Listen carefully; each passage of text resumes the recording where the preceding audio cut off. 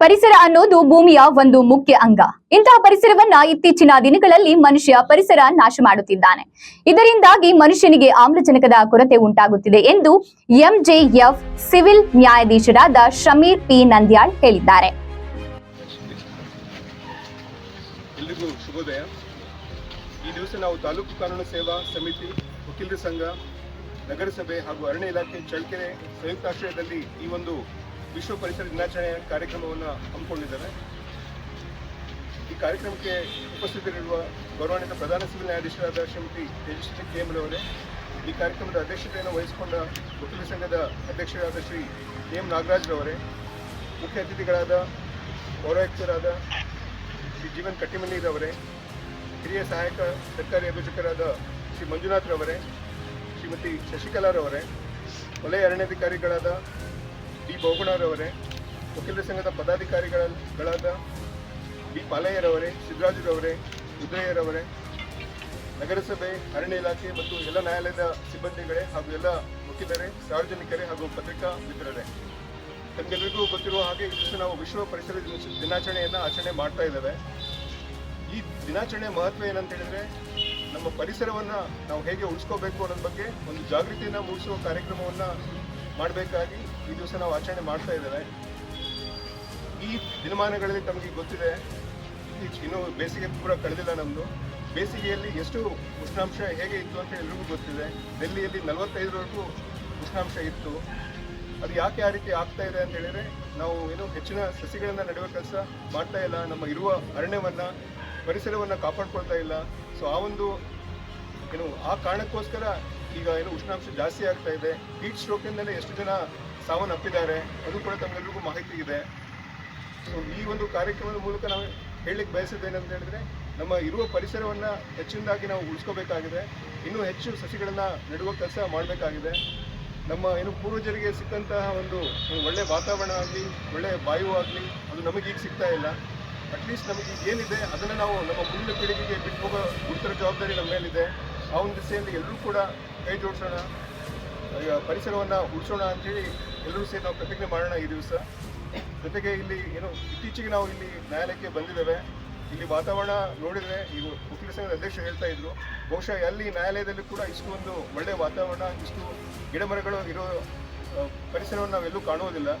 ಸದ್ಯಕ್ಕೆ ಇಲ್ಲಿ ಇಂಥ ಒಂದು ವಾತಾವರಣ ಇದೆ. ವಕೀಲರಾಗಲಿ, ಇಲ್ಲೆಲ್ಲ ಕಕ್ಷಿದಾರಾಗಲಿ ನಾವು ಕೂಡ ಪುಣ್ಯ ಮಾಡಿದ್ದೇವೆ ಇಂಥ ಒಂದು ವಾತಾವರಣ ಪಡೀಲಿಕ್ಕೆ ಅಂತ ಹೇಳ್ತೇನೆ. ಅದಕ್ಕೆ ಎಲ್ಲ ಪರಿಸರ ಉಳಿಸ್ಕೊಳ್ಳೋದು ಇಲ್ಲಿ ವಕೀಲರ ಸಂಘದ ಯೋಗದಾನ ಬಹಳ ಇದೆ. ಅದ್ರ ಜೊತೆಗೆ ನಮ್ಮ ನಗರಸಭೆ ಎಲ್ಲ ಸಿಬ್ಬಂದಿಗಳ ಸಹಯೋಗ ಮತ್ತು ಅರಣ್ಯ ಇಲಾಖೆ ಸಹಯೋಗ ಕೂಡ ಜಾಸ್ತಿ ಇದೆ. ಇದೇ ರೀತಿ ನಾವು ಇದು ಸಹಯೋಗನ ಮುಂದುವರಿಸ್ಕೊಂಡು ಹೋಗೋಣ ಅಂತ ಹೇಳ್ತಾ, ಈ ಒಂದು ಕಾರ್ಯಕ್ರಮಕ್ಕೆ ತಾವೆಲ್ಲರೂ ಆಗಮಿಸಿದ್ದೀರಾ, ಕಾರ್ಯಕ್ರಮವನ್ನು ಯಶಸ್ವಿಗೊಳಿಸಿದ್ದೀರಾ. ನಮಗೆಲ್ಲರಿಗೂ ಕೂಡ ತಾಲೂಕು ಕಾನೂನು ಸೇವೆ ಸಮಿತಿಯಿಂದ ಧನ್ಯವಾದಗಳನ್ನ ಅರ್ಪಿಸ್ತೇನೆ. ಧನ್ಯವಾದಗಳು. ಇವರು ನಗರದ ನ್ಯಾಯಾಲಯದ ಆವರಣದಲ್ಲಿ ತಾಲೂಕು ಸೇವಾ ಸಮಿತಿ ಮತ್ತು ವಕೀಲ ಸಂಘ, ನಗರಸಭೆ ಮತ್ತು ಅರಣ್ಯ ಇಲಾಖೆಯ ಸಮಿತಿ ಸಂಯುಕ್ತ ಆಶ್ರಯದಲ್ಲಿ ವಿಶ್ವ ಪರಿಸರ ದಿನಾಚರಣೆ ಅಂಗವಾಗಿ ಗಿಡಕ್ಕೆ ನೀರು ಹಾಕುವ ಮೂಲಕ ಮಾತನಾಡಿದರು. ಇತ್ತೀಚಿನ ದಿನಗಳಲ್ಲಿ ಮನುಷ್ಯ ತನ್ನ ಸ್ವಾರ್ಥಕ್ಕೋಸ್ಕರ ಮರ ಗಿಡಗಳನ್ನ ಕಡಿದು ಪರಿಸರ ನಾಶ ಪಡಿಸುತ್ತಿದ್ದಾನೆ. ಈ ಹಿನ್ನೆಲೆಯಲ್ಲಿ ಪ್ರತಿಯೊಬ್ಬ ನಾಗರಿಕರು ಪರಿಸರ ಸಂರಕ್ಷಣೆ ಮಹತ್ವದಾಗಿರುತ್ತದೆ. ಪರಿಸರದಿಂದ ಜಾನುವಾರುಗಳಿಗೆ, ಪಕ್ಷಿಗಳಿಗೆ ಆಹಾರ ದೊರೆಯುತ್ತದೆ. ಮನುಷ್ಯನ ಜೀವನಕ್ಕೂ ಕೂಡ ಪರಿಸರ ಬಹುಮುಖ್ಯ ಪಾತ್ರ ವಹಿಸುತ್ತದೆ. ಇಂತಹ ಪರಿಸರವನ್ನ ನಾಶಪಡಿಸದೆ ಹೆಚ್ಚಿನ ರೀತಿಯ ಮರಗಳನ್ನ ನೆಟ್ಟು ಪರಿಸರವನ್ನ ಕಾಪಾಡಬೇಕಾಗುತ್ತದೆ. ಪರಿಸರದಿಂದ ಮನುಷ್ಯನಿಗೆ ಆಮ್ಲಜನಕದ ಕೊರತೆ ಇರುವುದಿಲ್ಲ.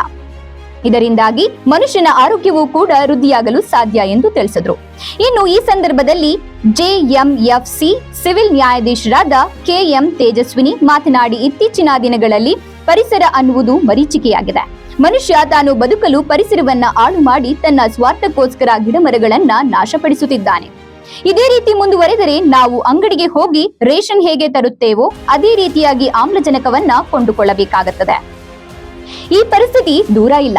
ಇತ್ತೀಚಿನ ದಿನಮಾನಗಳಲ್ಲಿ 38ರಿಂದ 42 ಡಿಗ್ರಿ ಸೆಲ್ಸಿಯಸ್ ಬಿಸಿಲು ಇದ್ದು, ಇಂತಹ ಬಿಸಿಲಿನಿಂದ ಮನುಷ್ಯ ಹೈರಾಣಾಗಿದ್ದಾನೆ. ಇಂದಿನ ಕಾಲದ ಜನಗಳು ಪರಿಸರ ನಾಶ ಮಾಡಲಿಲ್ಲ. ಇತ್ತೀಚಿನ ದಿನಮಾನಗಳಲ್ಲಿ ಪರಿಸರ ನಾಶ ಮಾಡಿ ನಮ್ಮ ಜೀವನ ಕಟ್ಟಿಕೊಳ್ಳುತ್ತಿದ್ದೇವೆ.